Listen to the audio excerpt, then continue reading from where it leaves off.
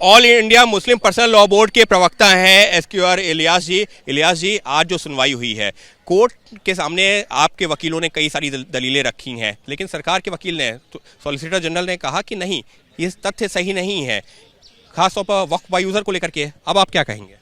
देखिए, वक्फ by user के लिए की बुनियादी बात यह है कि ऐसी प्रॉपर्टी जो प्रॉपर्टी जिस ज़माने में रजिस्ट्रेशन नहीं होता था, 200 साल पहले, 400 साल पहले, 500 साल पहले, लोग किसी ने किसी प्रॉपर्टी को वक्फ किया है, मस्जिद के लिए वक्फ किया, कब्रिस्तान के लिए वक्फ किया, तो देखा यह गया कि कोई प्रॉपर्टी जिस काम के लिए वक्फ की गई उसके इस्तेमाल में आ रही है जी। तो उसे वक्फ बाय यूज़र कहा गया। ये वक्फ का कानून में शामिल था। तो ये पूछा गया कि आपने इसके ऊपर जो राइटर लगा दिए हैं अब कि अगर कोई प्रॉपर्टी वक्फ बाय यूज़र है तो अब तक तो हम उसको मानेंगे वक्फ बाय यूज़र, लेकिन उस पर अगर डिस्प्यूट है तो वो वक्फ बाय यूज़र में नहीं होगा। दूसरी बात आपने कहा कि उसको रजिस्टर्ड करना पड़ेगा। दो मसले ये हैं कि आपने इस कानून के ज़रिए से वक्फ बाय यूज़र की हैसियत को ख़त्म कर दिया। इसकी वजह यह है कि सरकार, ये अदालत ने जानने की कोशिश की सरकारी वकील से, आप ये बताइए वक्फ बाय यूज़र पे डिस्प्यूट पहले से चला रहा उसकी बात कर रहे हैं या आइंदा भी पैदा हो सकता है, तो उस पर कोई क्लैरिटी। वैसे तो कानून में तो साफ है ना, रेट्रोस्पेक्टिव नहीं होगा, यानी कि पहले उस पर नहीं होगा, आगे से ही जो भी केस आएगा। वो भाई देखिए, असल में यही तो इस कानून का सबसे बड़ा झूठ है। पिछले नहीं होगा का मतलब ये है, अगर उस पर कोई डिस्प्यूट है नहीं है तो फिर नहीं होगा, अगर डिस्प्यूट नहीं, अभी फिर और बात मैं कह रहा हूँ, फिर ये कहा कि वो प्रॉपर्टी को रजिस्टर्ड करवाना होगा। जब 1923 के जो कानून में भी था। नहीं, जब किसी के पास कागज़ नहीं है तो रजिस्टर करवाते तो कागज़ पूछा जाएगा आपसे, वो कहाँ से लाएंगे आप? तो इसका मतलब ये कि बुनियादी तौर पे वक्फ बाय यूज़र के कानून को ख़त्म करने की कोशिश की गई इस कानून के ज़रिए से। ये सवाल यहाँ पे ज़ेर बहस आया। दूसरा इशू ये ज़ेर बहस आया कि ये जो आप कहते हैं कि गवर्नमेंट का डिस्प्यूट है वक्फ के साथ में, तो गवर्नमेंट के डिस्प्यूट को सेटल कौन करेगा? वक्फ ट्रिब्यूनल नहीं करेगा। फिर कौन करेगा? कलेक्टर करेगा या फिर डेजिग्नेटेड ऑफिसर करेगा। डेजिग्नेटेड ऑफिसर कौन अपॉइंट करेगी? गवर्नमेंट अपॉइंट करेगी। डिस्प्यूट किसके साथ है? गवर्नमेंट के साथ में है, तो किसके हक में फैसला जाएगा? इस पर भी कोई जवाब सरकारी वकील वो तमाम सवाल हैं जो कि कोर्ट में आप लोगों के वकील उठा रहे हैं, संसद में भी जो है विपक्षी पार्टियों ने और संगठनों ने उठाए।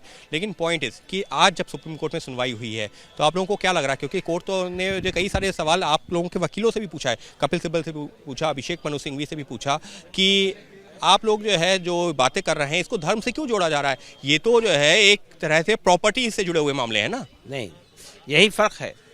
आप देखिए, वक्फ का कानून जो है वो धर्म से जुड़ा हुआ कानून है। वक्फ जो होता है वो वक्फ इल्लाह होता है, अल्लाह के लिए वक्फ किया जाता है। वो प्रॉपर्टी को आप बेच नहीं सकते, उसको आप ट्रांसफ़र नहीं कर सकते, उसको आप जो है किसी को गिफ्ट नहीं कर सकते, वो हमेशा रहती है प्रॉपर्टी। और जिस आदमी ने वक्फ किया उसको उसका पुण्य मिलता रहता है जब तक कि वो इस्तेमाल होती है। तो इसलिए ये पूरा कंसेप्ट ही रिलीजियस कंसेप्ट है, नंबर एक। इसलिए इसको ये कहना कि इससे धर्म से क्यों जोड़ा, धर्म से ऑलरेडी जुड़ा हुआ है ये। और वक्फ बोर्ड को लेकर के आप लोगों के जो सवाल थे, तो उस पर जो सरकार ने भी ये कहा ना कि वक्फ बोर्ड एक एडमिनिस्ट्रेटिव बॉडी है। तो एक एडमिनिस्ट्रेटिव बॉडी में अगर जो है 22 लोग, वक्फ काउंसिल की बात की जाए, 22 लोगों में अगर 2 गैर मुस्लिम सदस्य हैं भी तो आपत्ति क्या है? वो तो और ट्रांसपेरेंसी के लिए है। नहीं, ट्रांसपेरेंसी के लिए नहीं है। असल में सवाल ये पैदा होता है कि सिमिलर टाइप के जो इंडोमेंट, हिंदू इंडोमेंट्स हैं, उसमें ये शर्त लगी हुई है कि उसका मेंबर हिंदू ही होगा। अगर सरकारी कोई अधिकारी उसका जिम्मेदार बनाया जाता तो उसका हिंदू होना ज़रूरी है। मिसाल के तौर पर कोई कमिश्नर हो, अगर कमिश्नर के पद पे कोई बैठा हुआ आदमी है वो मुसलमान है तो उसके नीचे वाले आदमी को लिया जाएगा या उससे ऊपर वाले आदमी को लिया जाएगा। जब ये प्रोविज़न आपने गुरुद्वारा प्रबंधक कमेटी में रखा है कि सिख नॉन सिख नहीं हो सकता, जब हिंदू टेम्पल में रखा है कि नॉन हिंदू नहीं हो सकता, तो फिर आप यहाँ से क्यों हटा रहे हैं? ये तो पार्टीशन है, नंबर एक बात। दूसरी बात ये कि ये जो आपने 2 मेंबर लगाए हैं, तो ये सरकार ने, तो ये कोर्ट ने जानने की कोशिश की है कि ये सिर्फ 2 पर सीमित रहेगा मामला या और भी लोग आ सकते हैं, तो उसका कोई जवाब नहीं था। इसकी वजह ये है, उन्होंने कहा हलफनामा दे दूंगा, 2 सदस्य से ज़्यादा नहीं हो सकते गैर मुस्लिम। बताऊँगा आपको मैं। देखिए, उन्होंने ये कहा कि 2 से ज़्यादा नहीं हो सकते। उन्होंने कहा इस कानून में नहीं लिखा हुआ ये बात, कानून में पहले ये लिखा हुआ था कि जो भी मेंबर बनेगा वो मुसलमान होना शर्त थी उसकी। अब वो शर्त हटा दी आपने, तो ये कहना कि सिर्फ 2 ही होंगे, इसका क्या गारंटी? लिखा हुआ है कानून में? नहीं, कानून में ये लिखा हुआ है कि 2 मेंबर लाजमन होंगे, लेकिन बाकी लोग मुसलमान होंगे, ये नहीं लिखा हुआ है कानून के अंदर। कानून के अंदर ये लिखा हुआ है कि लोग कहाँ से आएंगे, पार्लियामेंट से आएंगे, असेंबली से आएंगे, बार काउंसिल से आएंगे, ये लिखा हुआ है। लेकिन पहले ये लिखा हुआ था कि वो मुसलमान होगा। 2 ही गैर मुस्लिम अगर बात कही गई है तो इसका मतलब तो यही हो गया ना, बाकी मुसलमान ही होंगे। नहीं, ऐसा कैसा मतलब निकाला जाए? जब तक गैर मुस्लिम तो वही होगा ना जो मुसलमान जो है नहीं है। देखिए, पहली बात तो ये कि 2 नॉन मुस्लिम होंगे, ये तो हो गया। बाकी लोग मुसलमान होंगे, ये नहीं लिखा हुआ है कानून के अंदर। नॉन मुस्लिम का क्या मतलब हुआ? अरे भाई, बाकी लोग मुस्लिम। नहीं, अरे भाई देखिए, इसको आप इंटरप्रेट कर रहे हैं ना। सरकार जब इंटरप्रेट करने पे लगेगी तो कहीं ऐसा कहीं लिखा हुआ है।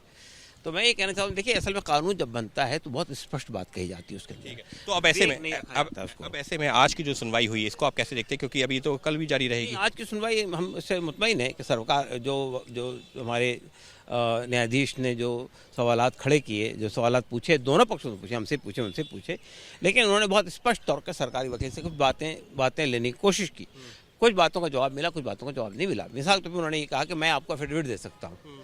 तो उन्होंने कहा देखिए कानून में ये नहीं लिखा हुआ है। तो एक बात, दूसरी बात ये कि देखिए वक्फ बाय यूजर के सिलसिले में जो वेगनेस है वो उसको भी इसमें लाया गया। तो आप लोगों को उम्मीद है कि सुप्रीम कोर्ट जैसे आप लोग सोच रहे थे उसी तरह से सुनवाई आगे बढ़ रही है? नहीं, सुप्रीम कोर्ट में ज़ाहिर बहस होगी, सब मुद्दे आएंगे, लेकिन बहरहाल हमारा मानना ये है कि सुप्रीम कोर्ट के सामने बहुत क्लियर बात है कि वक्फ के कानून के साथ जो खिलवाड़ किया गया है उससे वक्फ प्रॉपर्टी के खतरा जाने का खतरा हो गया है इसमें, और तो इसलिए हम समझते हैं कि वक्फ के कानून पे स्टे लगना चाहिए। देखिए, स्टे की मांग की जा रही थी सुप्रीम कोर्ट में। सुनवाई के दौरान जो करीबन 2 घंटे की सुनवाई चली है बुधवार के दिन, तो उस दिन भी जो है कोशिश ज़रूर की गई थी याचिकाकर्ताओं की तरफ से, लेकिन कोर्ट ने उसको तो नहीं माना है। लेकिन सुनवाई अभी भी जारी है और याचिकाकर्ताओं की इस कानून को लेकर के जो अपनी आशंकाएं हैं वो अपनी जगह हैं, लेकिन सरकार का यही कहना है कि जो आशंकाएं हैं ये बेबुनियाद हैं, क्योंकि कानून पूरी तरह से स्पष्ट है कि सिर्फ उन्हीं जो है प्रॉपर्टीज़ को लेकर के जो है विवाद होगा, या वक्फ बाय यूजर जो सबसे बड़ा मुद्दा ये लोग जो है याचिकाकर्ताओं ने बनाया है, तो वो जो है उन्हीं प्रॉपर्टीज़ को लेकर के रहेगा जो डिस्प्यूटेड है, यानी कि जो विवादों में है, बाकी प्रॉपर्टीज़ को लेकर के नहीं। लेकिन तमाम याचिकाकर्ताओं के अभी भी जो कानून आया है उसके अलग अलग प्रावधानों पर आशंकाएं हैं, और उम्मीद कर रहे हैं कि सुप्रीम कोर्ट से वो जो आशंकाएं हैं वो दूर होंगी और ये जो कानून बनाया गया है उस पर लग जाएगी रोक। सहयोगी कैमरा पर्सन निखिल रस्तोगी के साथ Ankit Gupta, ABP news, Delhi. For exclusive and insightful videos, subscribe to our new channel ABP Live Premium.